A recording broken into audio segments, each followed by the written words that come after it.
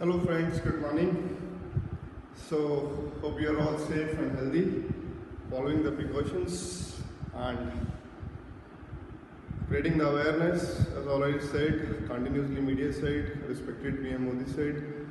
So hopefully you are utilizing the time also.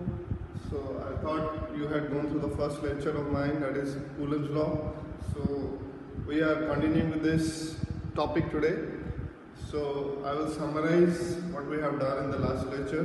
We have just defined the charges, their properties, their nature, either like opposite charges or similar charges, what they are doing when they come nearer to each other. And basically we are focusing upon the Coulomb's law that defines the forces of attraction or repulsion between the two charges. So we have given the formula also, that is F equal to K Q1 Q2 by R square, where K is a constant and Q2 Q2 Q1 Q2 are the given charges and R is the separation among the two charges.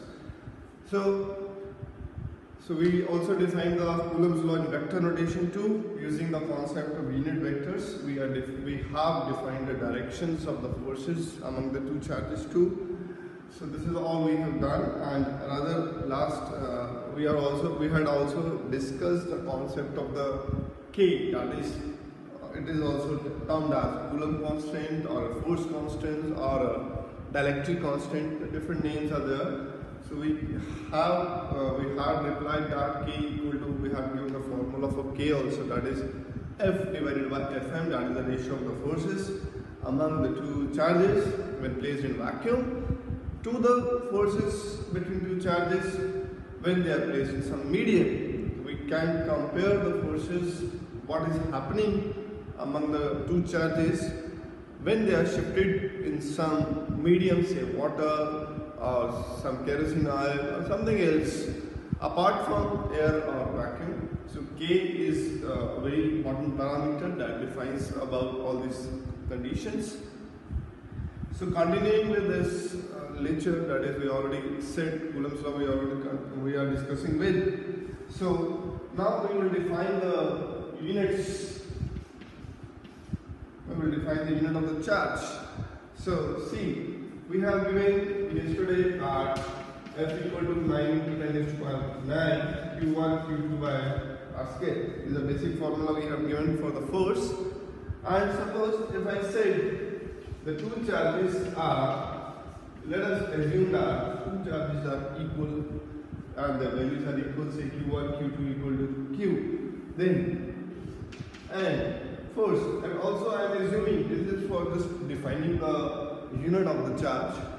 So again I am assuming that R, this distance between two charges, is 1 meter, right? So then force, if I say, and also one more thing I will assume that suppose the force among the two charges A and B or Q1 and Q2 is being also defined as 9 into 10 raised to 9 newtons, right? We are assuming that two charges are equal in magnitude. We are assuming that the distance between two charges is 1 meter. We are assuming that force between two charges is 9 into 10 raised to 9 newtons. So if I use all these values here, so I will get force, that is I am assuming as 9 into 10 raised to 9 equivalent to 9 into 10 raised to 9 Q1 Q2, that is we are assuming it Q and Q divided by R, that is 1. We assume R is 1. So what we get from here is get cancelled. We will get Q square equal to 1 or Q equal to plus minus 1 value. So this is Coulomb, plus minus 1 Coulomb, right? Okay. So from here we will define the unit of charge, that is 1 Coulomb. We will define the definition. So I will write the definition now. 1 Coulomb is that charge. 1 Coulomb is that charge which repels equal and similar charge placed at a distance of 1 meter right? Charge which repels equal and similar charge placed at a distance of 1 meter from it in vacuum or air,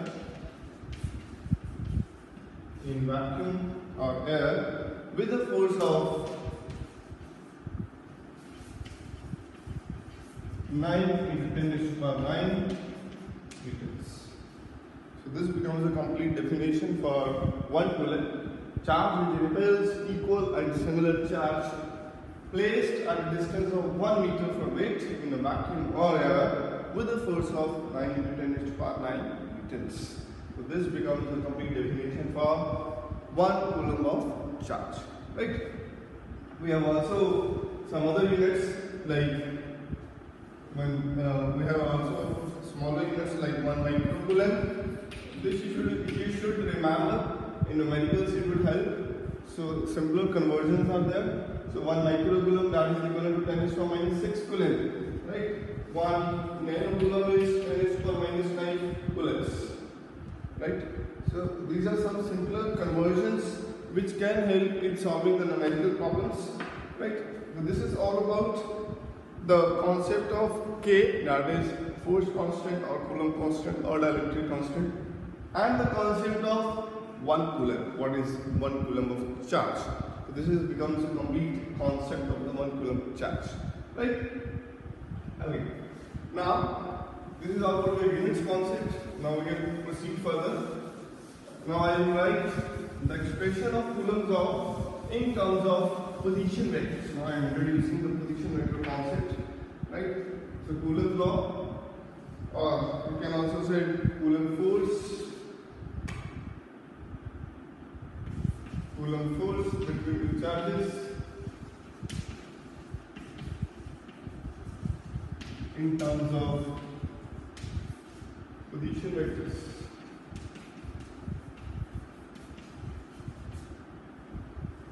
So first we have just assume the charges being present on a straight line. Now we are just assuming the 2D system. So suppose we have like two charges. They are placed at some position vector, say R1 vector, R2 vector, and let this is a directions. Okay, R1, R2, and this is a say origin, and now this is A point, this is B point. On the similar grounds, you can also show the unit vectors like. This is 1 and 2, one charge is here, another charge is here. So I can write R12 cap, and from here I can write R21 cap, the unit vectors. And again, what will be here? That is F12 vector. Right? And what will be here? That is F21. Okay, there will be F21, there will be F12. What force second will exert on first? What force first exert on second? Right? So again, this is in opposite directions: 1, 2, 2, 1, 2, 1, 1. So this is you can easily remember how to represent the unit vectors as well as the direction of the forces. So again, if I write the expression for Coulomb's law. For force F21, it will be F21 equal to 1 by 4 pi epsilon Q1, Q2, product of the charges, and separation between two charges. That is, in this we can write like this: AB magnitude square 1 by 4 pi epsilon Q1, Q2 by R square. So here becomes AB. So AB square multiplied by unit vector. Here will be R12 cap. So this 2, 1, 1, 2. They are in opposite direction. Right? Okay. Now, also you remember the triangle law being done in class 11. Using triangle law, you can write OA plus AB. See the arrows? OA plus AB. It will be equal to the resultant, that is OP. It's simply a triangle law application. Then from here, I can give AB is equivalent to OP minus OA, and here R2 minus R1. This is AB. R2 minus R1, or in short, I can write like this: R12 vector. But right in a simpler way, R12 vector. Okay. So now, also you know the basic definition of unit vector. Unit vector is given as A cap equal to A vector divided by magnitude of the vector. So I will write R12 as vector. This is the vector R2 minus R1 divided by magnitude of R2 minus R1. This is the way to write.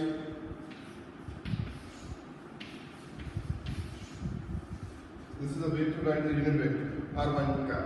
Okay, so both things we have AB vector and R12 vector. Now just we simply put this R12 cap here, that is in equation say star. So we put here, so we will get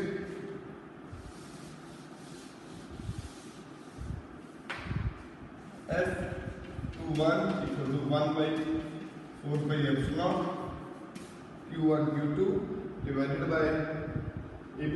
AB is also given as R2 minus R1, and R1 is given as R2 minus R1 divided by R2 minus R1. Right? This is here. The final expression becomes 1 by 4 pi epsilon naught Q1 Q2 divided by R2 minus R1 Q into R2 minus R. So this is given as F21 vector. So this is the final expression for the first, that is given as 1 by 4 pi epsilon Q1 Q2 divided by R2 minus R1 Q into R2 minus R1. So one is simple expression, that is 1 by 4 pi epsilon Q1 Q2 by R square, and this is especially now if we are considering the case of position vectors. It's not always necessary that in numerical also the two charges always lie on a straight line. The problem can be like this. It can be in a 2D system sort of, and origin you have to consider the position vectors from the origin. By using this, you have this final expression 1 by 4 pi epsilon Q1 Q2 by R2 minus R1 Q into R2 minus R1. So this is the final expression when you are considering the case of position vectors and you want to calculate the force, right? So this is one of the concepts. Now next is, now if you have a system in which there are number of charges, that is a very important concept that is given as, named as superposition principle. Superposition principle. So in this, suppose we have a large number of charges in a system, say n number of charges.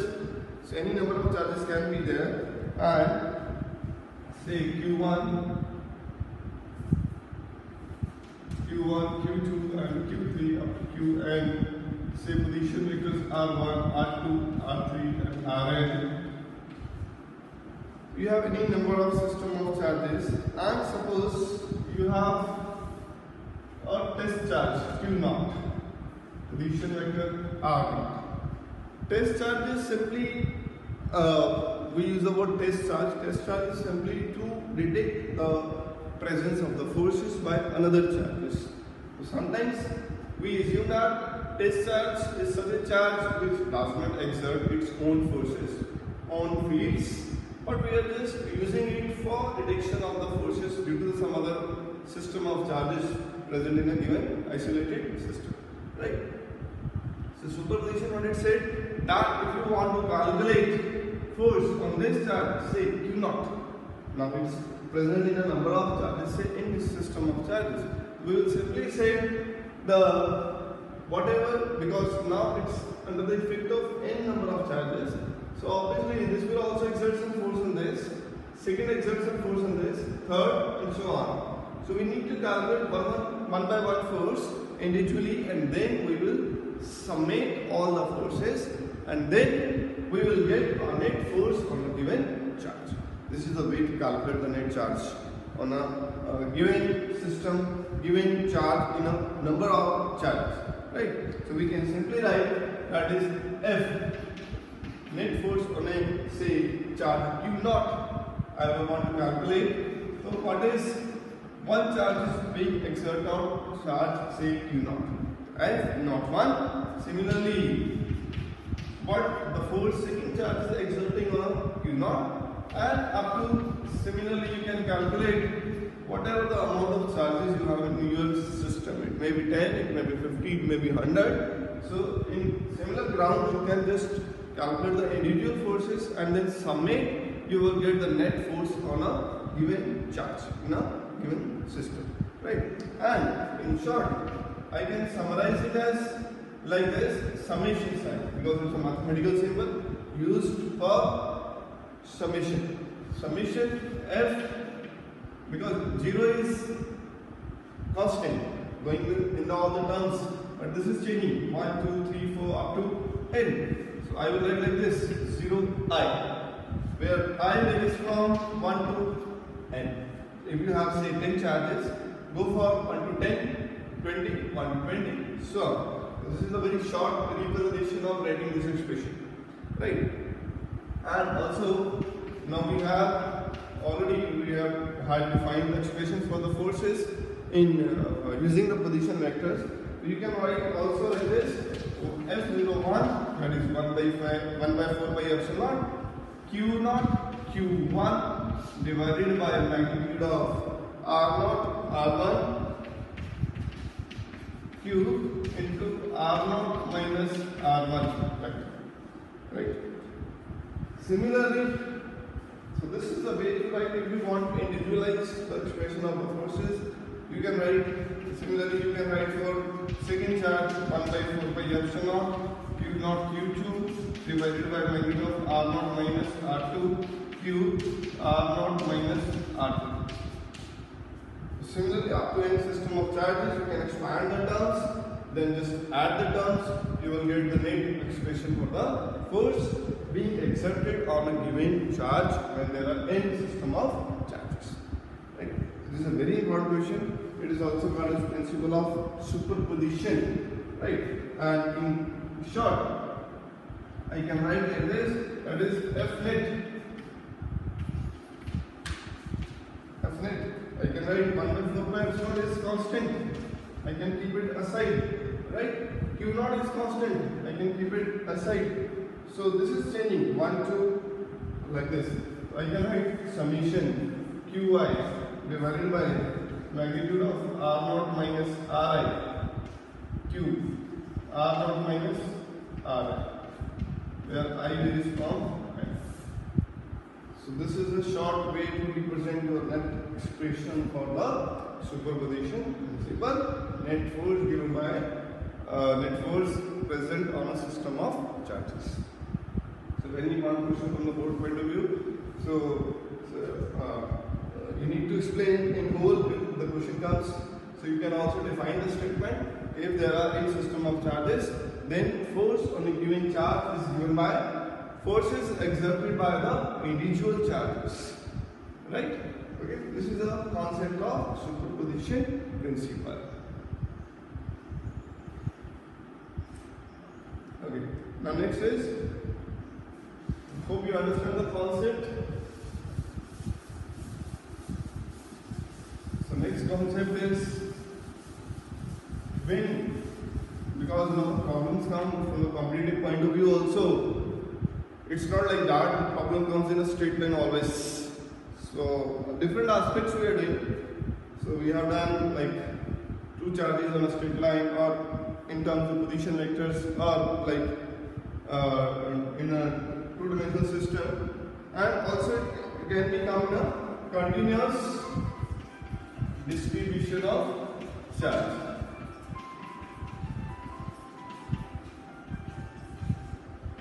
Now, next is continuous distribution of charge. It means, suppose you have some wire that is uniformly charged, the wire that is uniformly charged, that is positively charged. So, suppose from this uniformly charged wire, we assume some small element, say dl, small element dl, and we want to calculate the force, say for a charge Q0 placed at point P, right? So let R vector is a position vector and R vector is a unit vector.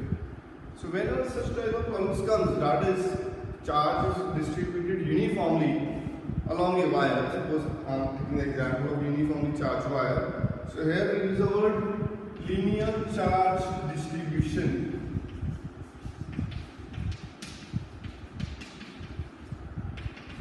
Linear charge distribution, that is charge is distributed linearly along the wire, right? For this we will define first of all a general term that is called as lambda, that is also called as linear charge density. Lambda, linear charge density, which will be defined as charge, say dq, on a small element, say dl. What amount of charge present on a small element, say dl.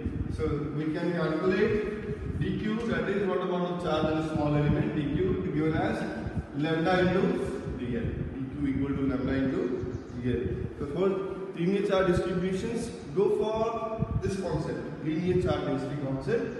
So for simply evaluation of such problems, we just consider first very small element, say dl. Due to this, we have calculated the force at P point, and then we will integrate and define the force due to a whole linear charge element, right?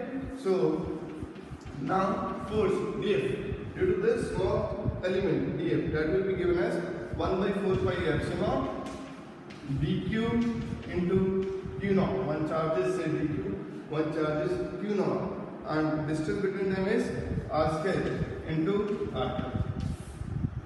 So this is the force due to a very small linear charge element, say dl.